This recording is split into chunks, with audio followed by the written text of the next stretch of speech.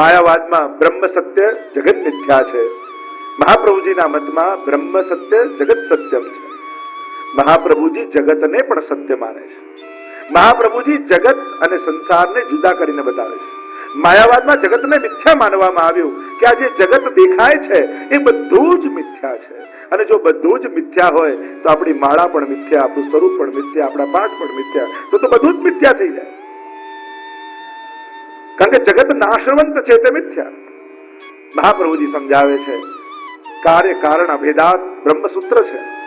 જો કારણ રૂપ બ્રહ્મ સત્ય હોય તો સત્ય એવા બ્રહ્મમાંથી અસત્ય રૂપ જગત ક્યાંથી પેદા થઈ શકે?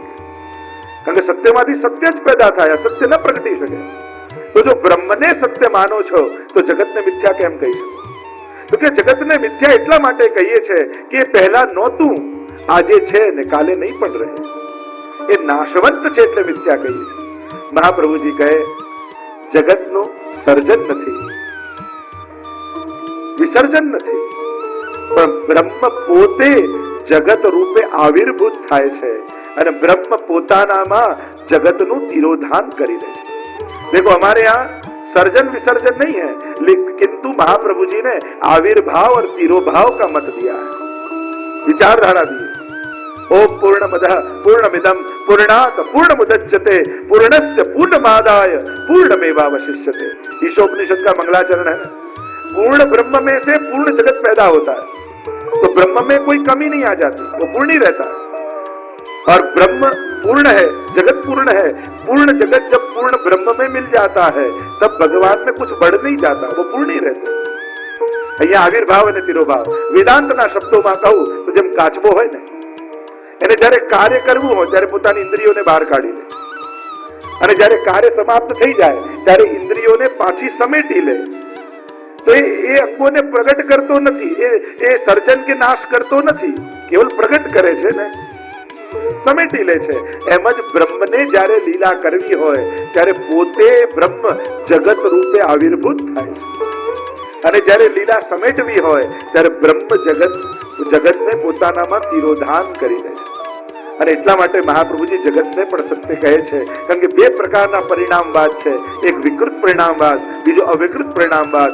વિકૃત પરિણામવાદ હે જેમ દૂધમાંથી દહીં બનાવો પણ દહીંમાંથી પાછું દૂધ ન થઈ શકે, આ વિકૃત પરિણામવાદ. અને બીજો છે અવિકૃત પરિણામવાદ. રબડ હોય એને તમે ખેંચો, લાંબુ થઈ જાય, છોડી દો તો પાછું હતું એવું થઈ જાય. तो यहाँ अविकृत परिणामवाद है. ब्रह्म जगत रूप से परिणमित होते हैं, फिर वापस स्वयं में ही तिरोधान कर लेते हैं. એટલે અહીંયા સર્જન અને નાશ નથી, આવિર્ભાવ અને તિરોભાવ. તો મહાપ્રભુજી જગત અને સંસારને જુદા કરીને માને છે કે માણસ જે પેદા કરે છે અહમતા મમતા રૂપી સંસાર એ મિથ્યા છે, પણ બ્રહ્મ દ્વારા જે સર્જિત જગત છે એ સત્ય છે. અને એટલા માટે આ અહમતા મમતા રૂપી સંસાર મિથ્યા છે, એ નાશવંત છે, એ આજે છે ને કાલે નહીં રહે.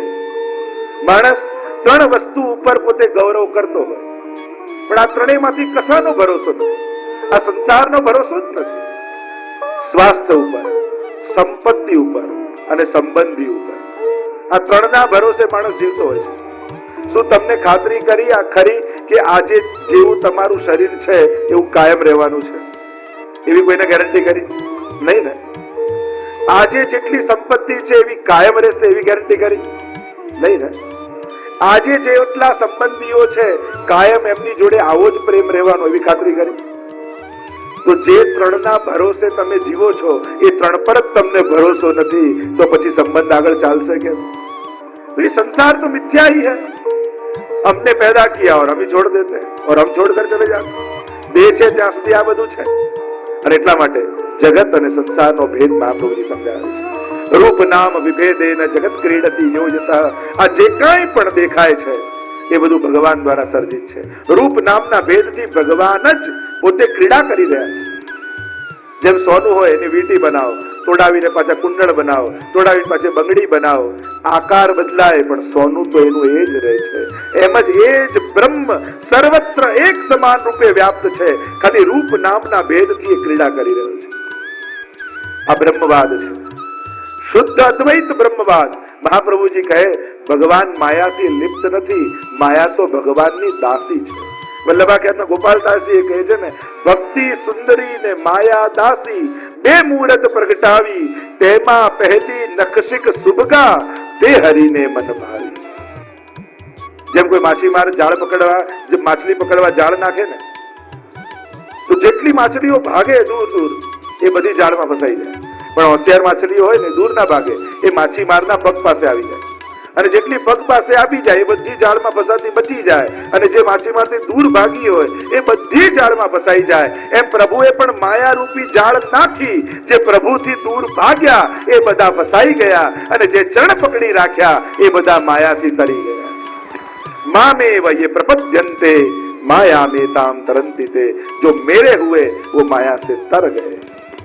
तो यहाँ मायावाद निराकर्त्रे नमः, या मायावाद का निराश करने वाले श्री महाप्रभु जी हैं.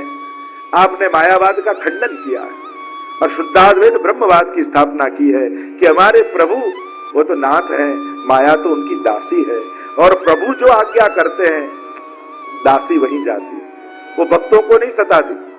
जे भगवती जन होय, जे प्रभुना थया होय, माया एनी दासी थईने रहे છે, એને સતાવતી નથી.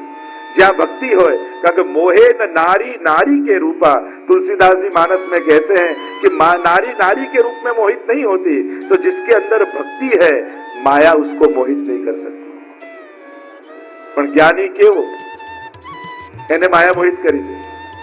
मोहे न नारी नारी के रूपा, नारी नारी को आकर्षित नहीं करती, इसलिए जेना हृदय में भक्ति होय ने माया एने आकर्षित न करी सके. અને એટલા માટે मायावाद निराकर्त्रे नमः, आप मायावाद का निराश करने वाले हो. आगळ नाम कहता गुसाई जी गए, केवल मायावाद का निराश किया, कहा नहीं, सर्ववादों का निराश किया, क्योंकि उस समय अनेक प्रकार के वाद और मत प्रस्तावित थे. महाप्रभु जी ने उन सब में से निर्गुण भक्ति या शुद्धाद्वैत ब्रह्मवाद की स्थापना की. देखो महाप्रभु जी अडेल विराजते और काशी से सभी विद्वान आपसे शास्त्रार्थ करने आते, और महाप्रभु जी को सेवा में अवेयर हो जाते, क्योंकि शास्त्रार्थ करने आए हो और जहां तक शास्त्रार्थ पूरा न हो वहां तक सेवा में कैसे जाएं.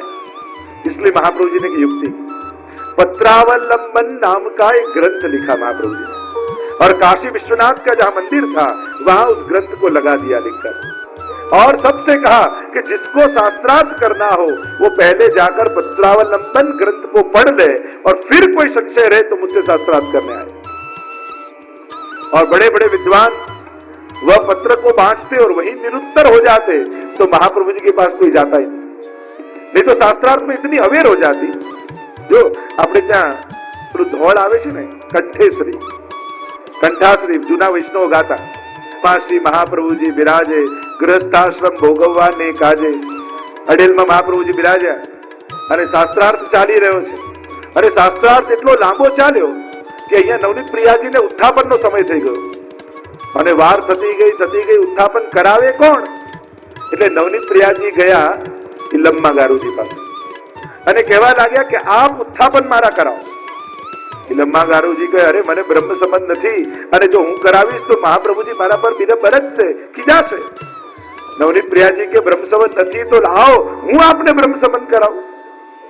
અને નવનીત પ્રિયાજી કહ્યું, જાઓ અપરસમાં સ્નાન કરીને આવી જાઓ. અને ઇલમ્મા ગારુજી સ્નાન કરીને આવ્યા, સ્વયં નવનીત પ્રિયાજી ગુરુ બન્યા, તુલસી પત્ર હાથમાં આપ્યું અને કહ્યું, જો હું જેમ બોલાવું એમ બોલજો. અને આખો બ્રહ્મ સંબંધ મંત્ર નવનીત પ્રિયાજી ઇલમ્મા ગારુજીને બોલાવ્યો અને કહ્યું, લાવો હવે તુલસીદળ મારા ચરણોમાં પધરાવી દો. અને ચરણોમાં પધરાવ્યા, અને નવનીત પ્રિયાજીએ કહ્યું કે હવે હું આપનો ગુરુ બની ગયો, અને ગુરુ બન્યો છું તો મારી ગુરુ દક્ષિણા, મારી ગુરુ ભેટ લાવો. ઇલમ્મા ગારુજી કે મારી પાસે તો કાંઈ નથી. પછી ઇલમ્મા ગારુજીને યાદ આવ્યું, આ કંઠાભરણ મેં પહેર્યું છે, અને પોતાની કંઠાભરણ કાઢી અને નવનીત પ્રિયાજીને ધરાવ્યું, અને નવનીત પ્રિયાજી બહુ પ્રસન્ન થઈ ગયા અને કહ્યું, હવે બધા શૃંગાર પહોંચતી સમયે વડા કરીશ, પણ આ કંઠાભરણ આપને યાદ કરી સદાય ધારણ કરી રાખીશ.